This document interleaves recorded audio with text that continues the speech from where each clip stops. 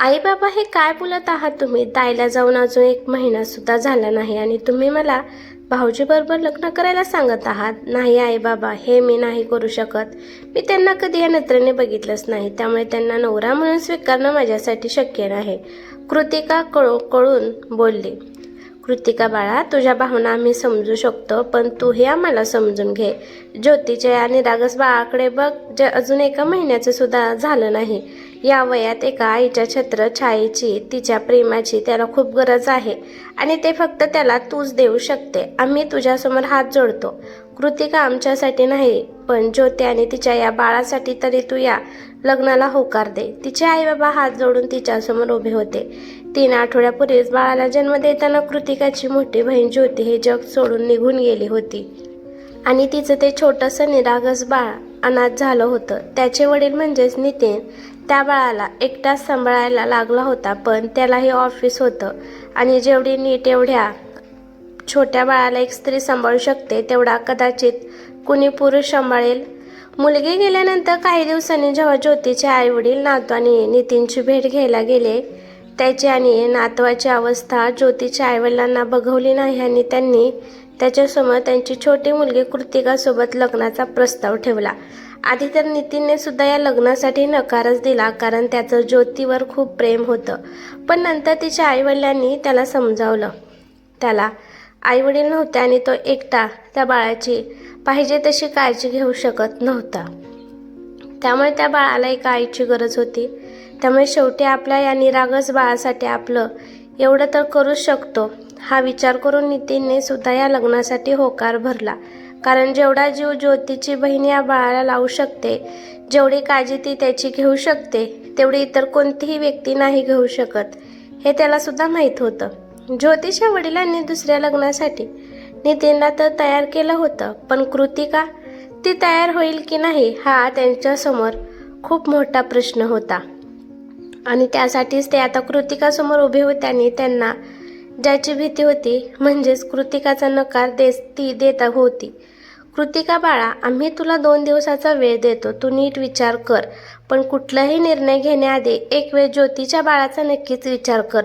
एवढं बोलून तिचे आईबाबा बाहेर निघून गेले आणि इथे कृतिकाच्या डोळ्यातून घळघळ अश्रू वाहू लागले. थोडा वेळ तिने विचार केला आणि गावातील नदीकाठी गेली, जिथे नेहमीप्रमाणे मंगेश तिची वाट बघत होता. कृतिका, किती उशीर केला आज? मी कधीची तुझी वाट बघत होतो, तो लटक्या रागात बोलला. पण कृतिका मात्र काही न बोलता त्याच्याजवळ पाण्यात पाय टाकून बसली. काय झालं? आज अशी गप्प का आहेस? ताईच्या जाण्याचं दुःख मलाही आहे, पण विधी लिखित असते ते तर होणारच ना, आपण त्याला नाही थांबवू शकत, तो तिचं सांत्वन करत म्हणाला. तसे कृतिकाचे डोळे पाणवले. मंगेश, तुला तर माहिती आहे, बाबा या गावचे सर्वात श्रीमंत व्यक्ती आहेत, त्यामुळे ताई आणि मला त्यांनी हवं तेवढं शिक्षण दिलं आणि त्यामुळेच ताईचं लग्नही एका शहरात राहणाऱ्या बिझनेसमॅन सोबत करून दिलं. ताईलाही आधीपासून खेडेगावात राहण्यात काही इंटरेस्ट नव्हता, त्यामुळे या लग्नामुळे तीही खुश होती, कारण तिच्या स्वप्नातील लाईफ तिला मिळाली होती आणि नितीनसुद्धा तिच्यावर खूप प्रेम करत होते. पण माझं मात्र तिच्या उलट होतं. मला खेडेगावात राहणंच आवडतं आणि त्यामुळेच मी तुझ्यासारख्या साध्या मुलाच्या प्रेमात पडले आणि तुझ्यासोबतच लग्न करण्याचा निर्णय मी घेतला होता. त्यासाठी आई बाबा कधीही तयार झाले नसते, मला माहीत होतं. पण जेव्हा मी हे सर्व ताईला सांगितलं, तिने माझ्या खुशीसाठी आईबाबांना तयार करण्याचं प्रॉमिस केलं, पण ते पूर्ण करण्याआधीच ती या जगातून निघून गेली. आता मी दुविधावस्थेत फसली आहे मंगेश. एकीकडे तू माझं प्रेम आहेस, तर दुसरीकडे ताईचं निरागस बाळ, ज्याला आईची गरज आहे, आणि एकटे पडलेले नितीन. बोलता बोलता कृतिकाच्या डोळ्यातील अश्रू गालावरून ओघळले. पण इथे तिचं बोलणं ऐकून मंगेश चकित होऊन तिच्याकडे पाहू लागला. म्हणजे? त्याने अविश्वासाने विचारले. मंगेश, आईबाबांची इच्छा आहे की मी नितीनसोबत लग्न करावं. कृतिकाचा आवाज आता कातर झाला होता आणि इथे तिचं बोलणं ऐकून मंगेशच्या पायाखालची जमीन सरकली. काय? आणि तू काय सांगितलं त्यांना? त्यानेही आता खालवलेल्या आवाजात विचारले. तसा कृतिकाने एक उसासा सोडला. त्यांनी मला 2 दिवसाचा वेळ मागितला आहे, ती शांतपणे बोलली.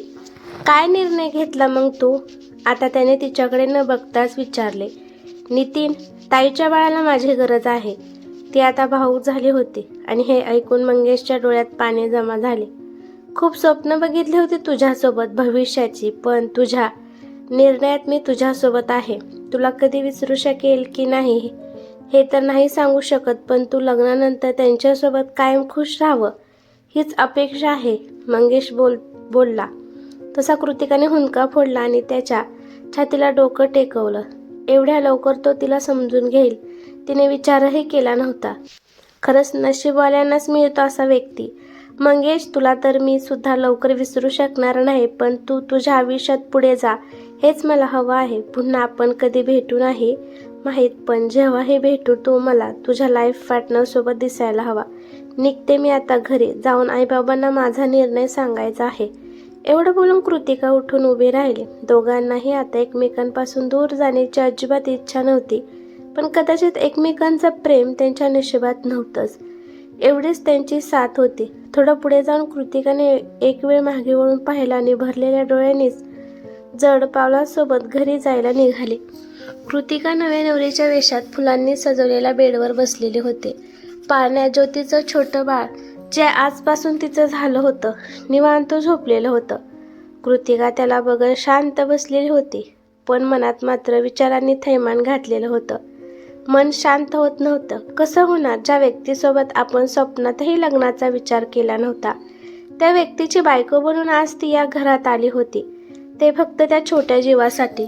पण नितीन सुद्धा आता तिचा नवरा होता, त्यामुळे बायकोचं प्रत्येक कर्तव्य तिला पार पाडायचं होतं. हा निर्णय घेऊनही या नात्याला पुढे नेण्यासाठी तिचं मन तयार होत नव्हतं, कारण मंगेशला अजून ती पूर्णपणे विसरली नव्हती आणि या घाईत झालेल्या लग्नाला अजून वेळ देण्याची गरज होती. कृतिका पाळण्यात झोपलेल्या बाळाकडे बघतच होती की नितीन रूममध्ये आल्याने तिने अंग चोरून पाय पोटाशी घेतले. त्याने त्याची पावलं मात्र तिच्याकडे वळवली. तशी इथे कृतिकाच्या हृदयाची धडधड वाढू लागली. त्याने जर आजच आपल्याकडून बायको होण्याचा हक्क मागितला तर काय करायचं आपण? विचारानेच तिला धडकी भरली आणि तिने घट्ट डोळे मिटले.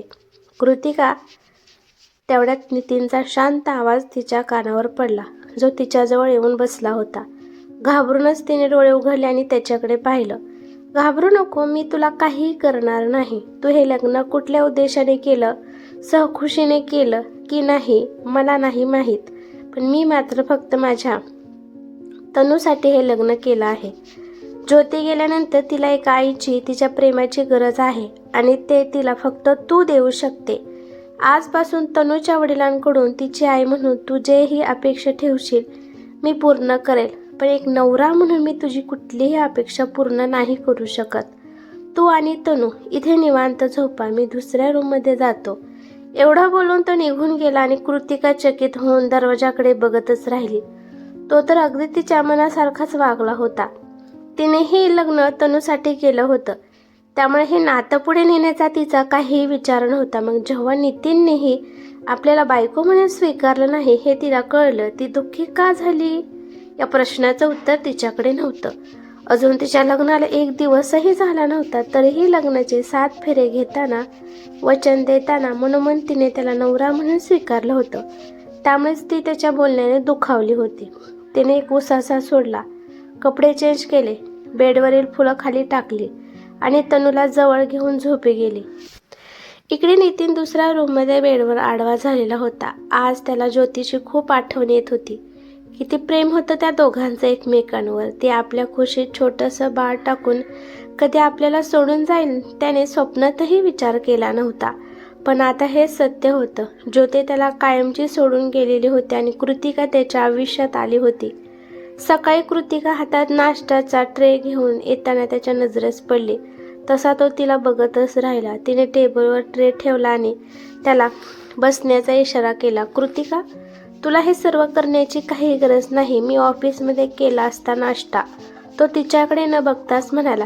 तसा कृतिकाचा चेहरा उतरला, तरीही तिने जबरदस्तीचं हास्य चेहऱ्यावर आणलं. मला सवय आहे सकाळी लवकर उठण्याची आणि ताई सांगत होती मला तुम्हाला बाहेरचं खायला आवडत नाही, म्हणून तुम्ही नाश्ता करा, मी तुमचा टिफिन घेऊन येते. एवढं बोलून ती पुन्हा किचनमध्ये निघून गेली आणि थोड्याच वेळात त्याचा टिफिन घेऊन नितीन ऑफिसमध्ये निघून गेला. इथे कृतिका मात्र तिथेच उभी राहून विचारात हरवली. किती प्रेमाने तिने त्याच्यासाठी नाश्ता बनवला होता, त्यामुळे त्याने आपलं थोडं तरी कौतुक करावं अशी त्याची अपेक्षा होती. पण तो मात्र काहीही न बोलता तसाच निघून गेला. याचं तिला थोडं का होईना वाईट वाटलं होतं.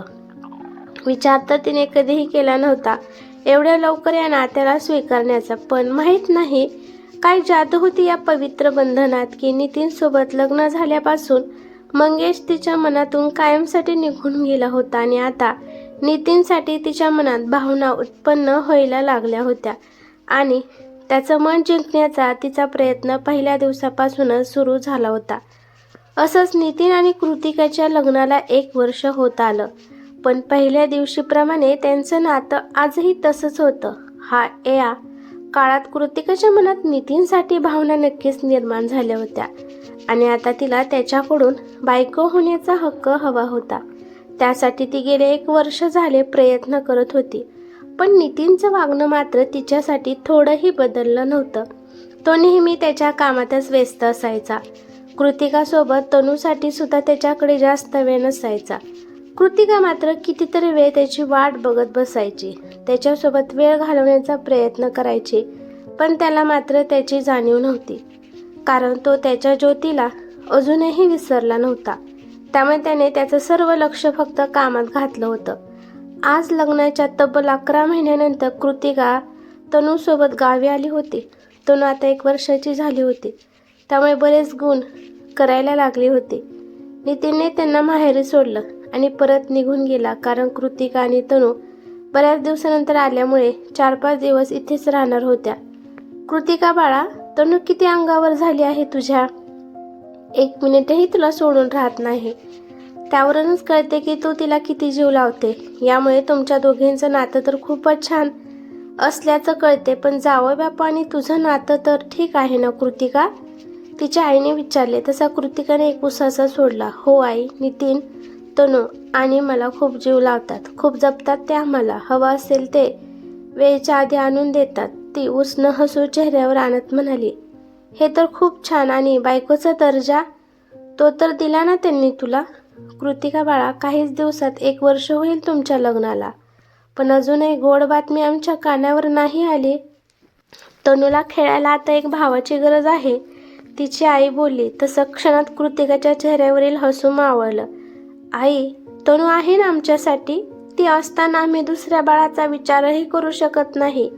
नितीनसोबत लग्न झाल्यापासून मी तिला स्वतःची मुलगीच म्हणून सांभाळलं आहे आणि आता जीवनभर मला ती एकटीच बस आहे, कारण दुसरं बाळ झाल्यामुळे तिच्या प्रेमात वाटा पडेल आणि ते मला कधीही नको आहे. कृतिकाने खूपच सहजपणे पत्नीचा दर्जा देण्याचा विषय टाळला होता. तिची आई सुद्धा यावर काहीही बोलली नाही. दुसऱ्या दिवशी कृतिका तनूला घेऊन अंगणात बसलेली होती. तोच तिची नजर गल्लीतून जाणाऱ्या मंगेशवर पडली आणि तिथेच खेळली. मंगेशच्या नजरेसही कृतिका पडली आणि त्याची पावलं तिथेच थांबली. दोघांच्याही एकमेकांकडे बघून जुन्या आठवणी ताज्या झाल्या होत्या. कृतिका, कधी आलीस? मंगेशने खालवलेल्या आवाजात विचारले. काल. कसा आहेस तू? तिनेही भावुक होऊन विचारले. ठीकच म्हणावं लागेल. बाबांनी त्यांच्या पसंतीच्या मुलीसोबत लग्न ठरवलं आहे. माझं 15 दिवसांनी लग्न आहे तिच्यासोबत, तो शांतपणे म्हणाला. तशी कृतिका थोडी चकित होऊन त्याच्याकडे पाहू लागली आणि नंतर तिने लगेच चेहऱ्यावर मंद स्मित आणलं. ही तर फारच चांगली गोष्ट आहे. नवीन आयुष्यासाठी तुला खूप खूप शुभेच्छा. ती आता जास्तच हसून बोलली. तसा मंगेशही हलका हसला आणि निघून गेला. कृतिका मात्र इथे विचारात पडली. गेले 11 महिने झाले ती नितीनचं मन जिंकण्याचा आतोनात प्रयत्न करत होती, पण तरीही त्याला मात्र जशी तिची तळमळ कळतच नव्हती. नवऱ्याच्या प्रेमासाठी आता ती आतुर झाली होती. त्यामुळे आपण नितीनसोबत लग्न करून चूक तर नाही केली, हा विचारही तिच्या मनात येऊन गेला. असेच 5 दिवस निघून गेले आणि कृतिका पुन्हा घरी परतली. पुन्हा त्यांचं डेली रुटीन सुरू झालं होतं.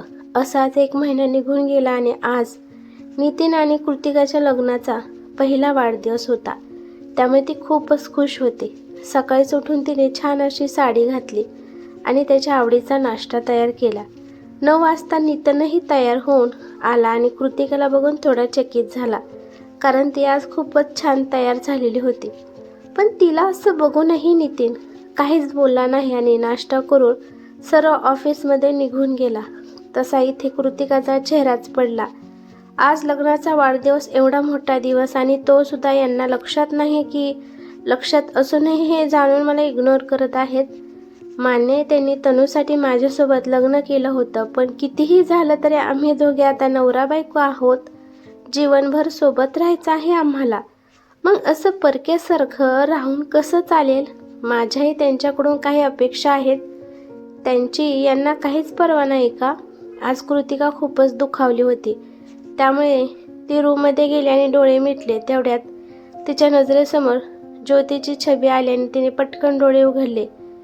ज्योतिताई माझ्यापेक्षा अगदी विरुद्ध राहायची. मी किती साधी राहते आणि ज्योतिताई किती मॉडर्न राहायची. म्हणून तर नितीन माझ्यापासून दूर राहत नसतील. त्यांना कदाचित माझं राहणीमान आवडत नसेल. विचारातच ती उठून बसली. ती तयार झाली तोपर्यंत तनूही उठली आणि तिला घेऊन सरळ पार्लरमध्ये पोहोचली.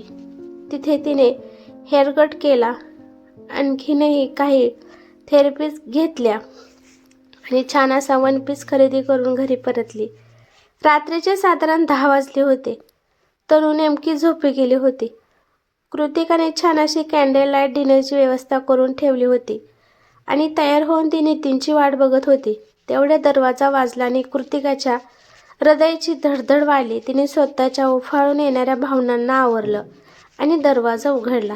अपेक्षेप्रमाणे समोर नितीन उभा होता. तो मात्र मोकळे केस सोडलेले आणि वन पीसमध्ये तयार झालेल्या कृतिकाला बघून खूपच चकित झाला होता. नितीन आत आला तर समोर कॅन्डल लाईट डिनरची व्यवस्था बघून आणखीनच चकित झाला. कृतिका, आज काही विशेष आहे का? त्याने तिच्याकडे न बघताच विचारले. हो, आज आपली ॲनिव्हर्सरी आहे, त्यामुळेच मी हे सर्व केलं आहे. तुम्ही पटकन फ्रेश होऊन या, तोपर्यंत मी डिनर सर्व करते. ती थोडी लाजूनच बोलली.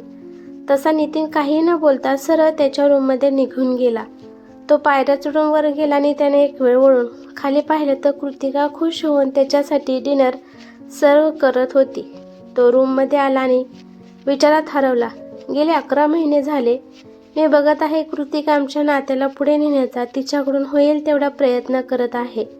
पण मी आहे की अजूनही ज्योतीच्या आठवणी माझ्या मनातून जाण्याचं नावच घेत नाहीत. आणखीन किती दिवस मी तिला इग्नोर करणार? माझ्यासाठी आज तिने स्वतःला सुद्धा बदललं. अजून तिच्या सहनशक्तीची किती परीक्षा घेणार?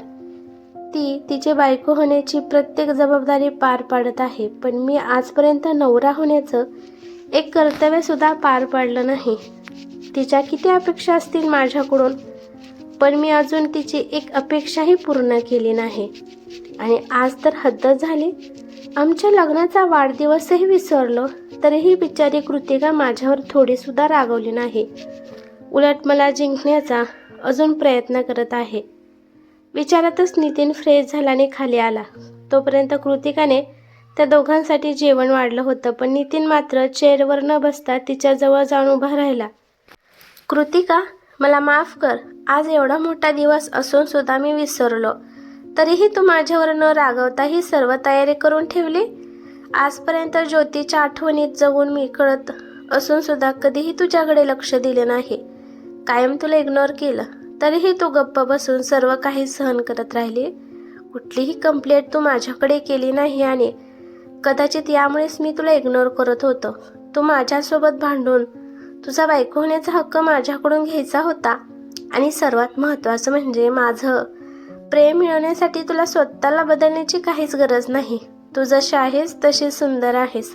आणि हो, आजपासून मी कुठेही चुकलो, माझं नवऱ्याचं कर्तव्य पार पाडण्यात कमी पडलो तर ओरडून भांडून मला आठवून दे. हा हक्क आहे तुझा. हॅपी ॲनिव्हर्सरी बायको. एवढं बोलून नितीनने तिला घट्ट मिठी मारली. तसं कृतिकाला भरवून आलं आणि ती सुद्धा बिलगली. दोघांनी सोबतच हसत खुशीत डिनर केला आणि रूममध्ये आले, जिथे तनूला झोपलेलं बघून नितीनने तिला मिठीत घेतला आणि तिच्यावर प्रेमाचा वर्षाव सुरू केला. आणि त्याच्या प्रेमाने कृतिकाला आज सर्वच सुख मिळाले. ही कथा कशी वाटली त्या मला कमेंट करून नक्कीच सांगा. कथा आवडली तर लाईक शेअर नक्की करा आणि चॅनलवरती नवीन असाल तर चॅनलला सबस्क्राईब करा. धन्यवाद.